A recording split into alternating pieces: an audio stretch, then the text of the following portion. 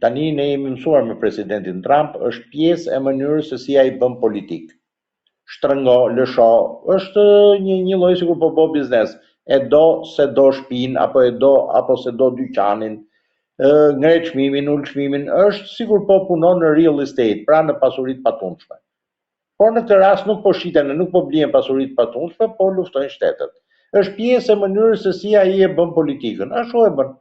Propozon, ta tërheq propozimin, të pret mbesh. Është krejt normale. Tani bota duhet të përshtatet sepse ai është commander in chief, komandanti i përgjithshëm i forcave të armatosura të vetëm superfuqitë të botës. Kështu funksionon. Amerikanët e kanë zgjedhur, ai funksionon kështu. Nuk është nga ato që të pyesim i çik filanin ato i që si do e bëjnë politikën. Është një njeri që vjen nga suksesi personal, është një njeri që është përplasur shumë vite më parë me mafjen e New Yorkut, me 2 Genovese, duket edhe familje tjetër e kësaj Cosa Nostra siciliane, dhe i ka mundur.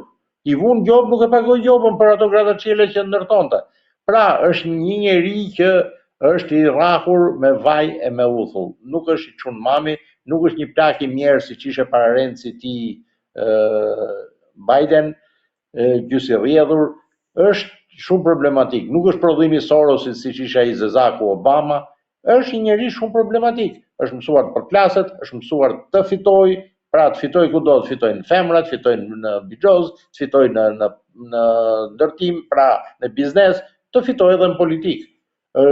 Dhe një njeri i tillë është goxha i paparashikueshëm. Pra, nuk shkohet më me rregullat e lojës. Nuk shkohet më. Ky është problemi. Pra, quhet penallti po ta bosh golin me dorë në futboll. Jo, thot Trumpi. Bëhet edhe me gol. Goli bëhet edhe me dorë. Rregullat e reja. Prandaj është problematik si president dhe do shohim edhe gjëra tjera. Do shohim edhe propozime tjera. Jam i sigurt që do ketë edhe bombardime të rënda të tjera, domethënë me ato bomba tramontonçe që çajnë malin, pra po ta ullësh ke mali Daritit, e hap malin sikur të jetë ndaj portokall, ë. Kështu që do shohim edhe gjëra të tilla. Janë pjesë e mjeteve me të cilët bën politikë presidenti Trump. Kujt i shkonte menja që ai do çonte marinca ta kapshin për veshje Maduron. T'ia vriqin ato bodyguardët kubanezë. Ku i shkonte menja? Ai e bëri. Kështu që duhet presim surpriza tjera. Po në raport me Iranin, mendoni që e ka nënvlerësuar si fuqi ushtarake SBA Iranin? Nuk besoj se e ka nënvlerësuar, sepse Irani nuk është aq shoqëri e mbyllur sa duket. Atje ka krizë morale, një lloj si shoqëria izraelite, është shumë e depërtuar nga Mossadi, dhe kur them shumë e depërtuar, deri diku dhe nga CIA, po më pak, nuk flas që ka spiun ke pazari Taxhrish në Teheran, në eshalonet e larta të politikës iraniane, përfshirë edhe në ato 5-6 shërbimet sekrete që ka Irani. Nuk ka rëndësi nëse është Ministria e Sigurisë apo është shërbimi sekret i Gardës Revolucionare. Është shumë e depërtuar. Kjo ka të bëjë edhe me krizën morale të shoqërisë iraniane, ka të bëjë edhe me problematikën që ato kanë si popull, domethënë ku kombinohet kompleksi i inferioritetit, cilës është një vepër arti që quhet Xhaxhai dashur Napoleon për kompleksin e inferioritetit të iranianëve ndaj anglezëve, dhe njëkohësisht komplekse të madhështisë. Pra, ne jemi 4000 vjetë qytetërim, ne jemi perandori, etj. Dhe komplekse të tilla krijojnë probleme. Pra, ajo është një shoqëri shumë e depërtuar nga shërbimet sekrete, ka filluar dhe Izraeli të jetë i depërtuar, çudi e shekullit 21 kjo, dhe duke qenë depërtuar, amerikanët dhe izraelitët dinin shumë gjëra për sa raketa ka, sa kapacitet prodhuese, ku i ka, etj. Por pazari i parë që menoi Trumpi që me 2 javë mbaronte kjo punë maksimalisht nuk ndodhi. Pra, ai shtet rezistoi më shumë. Edhe një mendje brillante si ajo e Putinit që vinte nga shërbimet sekrete që ishe shumë llogaritare si mendje, i doli proshka në Ukrainë. menoj që një shteti kalbëm shumë i korruptum si Ukraina do binde shumë shpejt. Evropa do bëhet sa protesta dhe hec. Ndodhi e kundërta, Ukraina si të rezistuan, repartet e ushtrisë ruse përveç reparteve speciale si ishin të erezi, e të edhe ishin cop-cop, dhe nuk ra Ukraina për 3 ditë, ose le themi dhe për 10 ditë. E njëjta gjë edhe këtu, unë mendu që shoqëria isha aq e kalbur sa ç'duhet, pra një bombardim masiv, prerja e kokave të shefave të shtetit, të shërbimeve të sigurisë, të ushtrisë, të policisë, shërbimeve sekrete, do mjaftonte. Nuk mjaftoi. Pra, ai lloj sistemi që ka krijuar Khomeini, themeluesi i Republikës Islamike të Iranit, po i reziston edhe një luftë të tillë, sepse është shumë i decentralizuar. Nuk mjafton atje, domethënë në Venezuelë, ja hoqe kokën krye mafiozit, bëre pazar me zëvendës krye mafiozen, u zgjidh pak a shumë problemi për Trumpin. Kurse këtu nuk mjafton vrasja e Khameneit, se nuk ke me këtë bësh pazar me zëvendësin e Khameneit. Ky është problemi. Pra nuk është vdiq mreti, rroft mreti dhe business as usual. Është një problem shumë i madh sepse tillë është i ndërtuar Irani. Për më tepër që ato kishin adoptuar atë që kemi pasur ne në komunizëm, ROGL-t, rojet operative të gatishmërisë luftarake. Pra, po themi zbarkun amerikan në plazhin e Durrësit, në çdo ndërmarrje, në çdo pikë hapeshin kasafortat edhe ishin zarfet me letra. Çfarë do bësh? Do shkosh tu, do shkosh atje, do nxjerrësh topin, do nxjerrësh mitralozin, do lajmërosh me telefon apo me korrier filanin. Dhe këto nuk ka nevojë ai të presi urdhër nga Teherani. Ja ke prender lidhjen, ja ke bombardu, ja ke vrar shefin apo super shefin, ai hap zarfin dhe thotë ç'do bëjmë tani, do lçoj 20 drona shahet. Lçon ai. Koordinatat këtu lçojnë drona, ç'do bëjmë? Do nxjerr ato raketat me karburant lëngshëm që duan 4-5 orë për të përgatitur, do i nxjerr nga tuneli, do zoti nuk bombardojnë kur të bëj gati raketën, do e lçojnë në këto koordinata. Ajo mund të godasin në gjirin persik, mund të godasin Izrael, po lçohet. Pra ai nuk pret urdhër, nuk është që i prevë zinxhirin e komandimit dhe mbaroi kjo punë. Nuk është ushtria kuqe e qershorit 1941 që u pre zinxhiri i komandimit dhe generalet në shumicë ndërmuese me ne përjashtim të rrallë si Moskalenko nuk merrshin dot vendime, çfarë do na thot Moska, çfarë do na thot Stavka, shtabi i përgjithshëm. Është fiks siç i ndodhi polakëve mas 15 shtatorit 39, ku nga Radio Varshava shefi i shtabit të ushtrisë polake, nga që u ndërprer ndërlidhja poshtë, tha, ku të shihni gjerman, goditini, se gjermanët mendoshin që polakët ju pren ndërlidhja, s'do rrezistonin më. Jo, ato ku shifshin gjerman godishin. Është e vështirë koordinimi etj për kundër sulme ose për kundër ofensiva, por funksionon aq sa funksionon. Dhe kjo ka ndodhur me Iranin. Nuk ka nevojë garda revolucionare që është një tunel ku ka një 10 dronë në New York që të marrë urdhër tani po kalon një destroyer amerikan gjuhë. Jo, ajo sa e shef hap zarfin. Destroyerit po, peshkaretës nuk do i gjuj, lçon në dronin, se s'ja vlen me lçu dron peshkaretës. Pra, një mbrojtje e tillë është shumë vështirë edhe po t'ja presh kokën.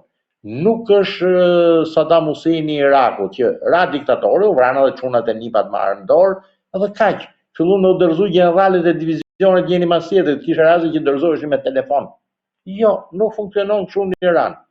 Pastaj janë edhe ato problemet fetare, domethënë ndjenja për të martirizuar që kanë shumë shiitët. Domethënë ndjenja për të vdekur, për fenë, është goxha. Nuk është më ai zjarri revolucionar i 1981-shit luftën Iran-Irak, por ekziston ende. Është goxha i përhapur. Pra, kombino këtë ndjenjën për të martirizuar, kombino dhe decentralizimin e komandës, kjo siguron një rezistencë goxha. Për në tepër që ato përdorin shumë linja telefonike toksore tani, ai quhet telefoni fiks, që asë ndërpret dot, asë përgjon dot, po sjeke centralit, fusën shpishën e përgjimit. Kështu që nuk është e lehtë ajo punë dhe unë besoj që rezistenca do vazhdoj. Janë prallë ato që i kanë marrë raketat e tjera, janë rrena, edhe goditja flotës iraniane që janë shkatëruar nga anije i 100.000 tonëshe, ish petroliera ose ish anije kontener 40.000 tonëshe të zhndruar në anije që mushme me raketa, me drona e me tek tuk në helikopter, deri ka anije 7 tonëshe.